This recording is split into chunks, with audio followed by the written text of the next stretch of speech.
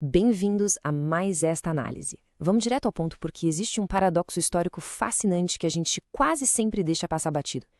Pensemos juntos, num grupo totalmente marginalizado lá no primeiro século. 12 pescadores. Sem exército, sem um centavo no bolso e sem qualquer diploma ou formação acadêmica formal. Como, de jeito nenhum, esse grupo tão pequeno foi a semente que derrubou o maior império da história e ainda plantou escolas em todos os continentes? Pois é, esse é exatamente o mistério central que nós vamos desvendar agora. E aí fica a grande pergunta: como 12 pescadores derrubaram um império? Hoje em dia, a gente esbarra numa suposição muito forte, super pessimista mesmo, de que a mensagem do evangelho, no fundo, não tem poder real para mudar o mundo, que achar isso é pura utopia. Mas a história está aí para nos desafiar.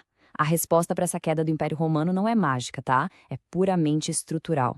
E para a gente entender isso direitinho, precisamos contrastar duas formas completamente opostas de enxergar o futuro da humanidade. Essa divisão de mentalidades bate na música. De um lado, a gente tem o que chamamos de escatologia de bunker. É exatamente o que o nome sugere.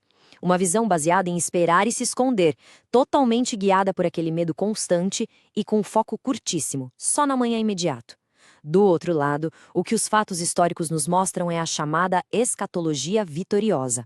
Essa aqui foca em construir, em transformar. É movida pela fé e tem uma visão ousada, de longo prazo. E olha, foi essa teologia vitoriosa e não o isolamento num bunker que impulsionou transformações reais, institucionais e super profundas na nossa sociedade ao longo dos séculos. O que nos leva à nossa primeira parte, a fundação da educação, ou como reconquistar a mente. Uma rápida olhada na história e a gente já percebe uma trajetória que é simplesmente fantástica. Prestem atenção nessas datas. Em 1559, João Calvino fundou a Academia de Genebra, que era aberta a todos. Pulando um pouquinho, em 1636, os puritanos estabeleceram nada menos que Harvard, e logo em seguida, em 1701, surgiu Yale. Essas não foram de forma alguma iniciativas aleatórias ou projetinhos paralelos. Esses reformadores tinham claríssimo na cabeça que um reino em expansão exige, obrigatoriamente, mentes pensantes. Não adiantava ficar só no trabalho espiritual interno. Era absolutamente essencial formar intelectualmente as próximas gerações para que elas pudessem pensar e liderar a sociedade. E isso puxa uma citação muito reveladora. Lá em 1524, Martinho Lutero escreveu para as autoridades exigindo exatamente o seguinte: construam escolas para as crianças. Simples assim. Lutero considerava a educação infantil uma obra tão fundamental para o reino quanto a própria pregação nos púlpitos. O grande ponto aqui é que a teologia vitoriosa constrói ativamente as bases para o futuro. Ela não cruza os braços na sala de estar, esperando o fim do mundo. Vamos passar agora para a parte 2 da nossa análise: ciência, justiça e missões, e como tudo isso transforma a sociedade. Essa mentalidade de construir o futuro desmonta rapidinho aquela falsa narrativa tão repetida hoje em dia de que fé e progresso racional são inimigos mortais. Isaac Newton, por exemplo, viu o estudo da física literalmente como estudo da mente do Criador. Robert Boyle enxergava a química como um ato de servir qual um sacerdote da criação. A motivação deles não era uma alternativa à fé, muito pelo contrário. Era um ato gerado pela fé, sabe? Porque eles acreditavam com toda a força que o universo possuía uma ordem lógica dada por Deus, que estava ali prontinha para ser descoberta e utilizada para o bem. E quando a gente entra na esfera política e de justiça, o peso histórico é simplesmente formidável. Peguemos o exemplo de William Wilberforce. Ele dedicou exaustivos 46 anos lutando politicamente para abolir a escravidão no Império Britânico. 46 anos! É o exemplo perfeito. Isso prova por A mais B que uma mentalidade de transformação a longo prazo produz justiça real e estrutural, mesmo que isso custe décadas de luta no parlamento, sem nenhuma promessa de vitórias eleitorais imediatas. E olha só, foi essa exata mesma energia que alimentou as missões gigantescas do século XIX. Não era um bando de gente esperando uma nave espacial para fugir do mundo material, não. William Carey combateu ativamente o infanticídio e práticas sociais cruéis na Índia. David Livingstone dedicou a força da vida dele para lutar contra o comércio de escravos na África. E Hudson Taylor não ficou só traduzindo textos, ele mergulhou fundo na cultura para estabelecer lideranças locais sólidas lá na China. Eles reformaram sociedades inteiras, de cima a baixo, porque acreditavam que valia a pena plantar semente para o amanhã. Agora, o que é realmente impressionante sobre este impacto? 1000.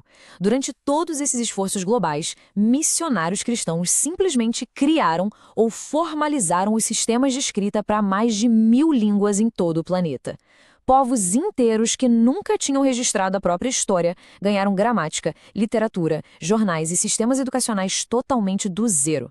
Se isso não é a definição de uma transformação cultural profunda e duradoura, eu não sei o que é. Muitas vezes é um trabalho invisível no dia a dia, mas que tem um impacto incalculável ao longo das gerações. Bom, o que nos traz a nossa terceira parte?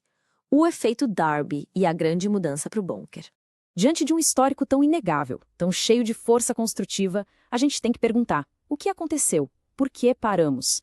A resposta para essa grande interrupção tem um marco temporal muito bem documentado: o ano de 1830. Foi exatamente nesse momento que começou uma mudança drástica na forma como o futuro passou a ser visto no Ocidente. O ponto crucial aqui atende pelo nome de dispensacionalismo. Foi um sistema teológico que se popularizou ali no século XIX, muito impulsionado por figuras como John Nelson Darby. A ideia central que eles plantaram era de que o mundo vai inevitavelmente piorar sem parar até que aconteça um escape repentino. Essa nova lente teológica basicamente convenceu gerações inteiras de que tentar construir e reformar a sociedade a longo prazo era, na verdade, um gigantesco desperdício de tempo. É como tentar polir os móveis de uma casa que está pegando fogo. E o coração desse problema logístico é até bem simples de entender. Qualquer investimento cultural de longo prazo exige, na sua base, que a gente acredite em um futuro de longo prazo. Faz sentido, né? A mentalidade de bunker, de puro isolamento, acaba impedindo a mudança estrutural quase que no automático. Afinal de contas, se as instituições do nosso mundo não vão importar daqui a pouco, perde-se completamente o incentivo para discipular nações, formular boas leis ou fundar novas escolas. A galera entra no puro modo de sobrevivência e pronto. O que nos leva à parte 4. Evidência bíblica do reino e o seu crescimento imparável. Voltando aos textos originais, a clareza daquela citação de Daniel é de cair o queixo. A pedra que feriu a estátua tornou-se um grande monte e encheu toda a terra. A palavra toda é a chave principal do negócio. Se a gente for ver, textos de Isaías e do próprio apóstolo Paulo seguem exatamente o mesmo padrão. O roteiro que a Bíblia aponta é de um crescimento visível, expansivo, que alcança todas as nações da Terra. Não é, de jeito nenhum, um domínio restrito a uma esferinha espiritual privada escondida no fundo do quintal.